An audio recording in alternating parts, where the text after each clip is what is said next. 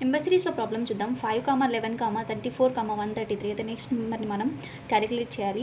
So చూడండి, ఇక్కడ క్వశ్చన్లోకి వస్తే 5, 11, 34, 133. సో మనం 5 అలానే రాసుకుంటే 5 2s 10 వస్తుంది కదా. సో 10కి మనము 1 యాడ్ చేస్తే మనకి 11 వస్తుంది.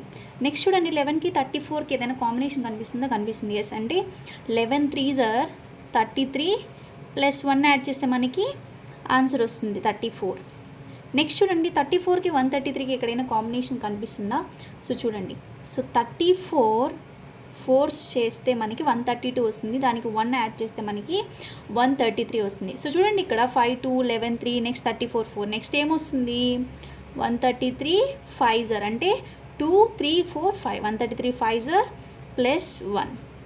So 665 plus 1 that is equal to 666 is the answer.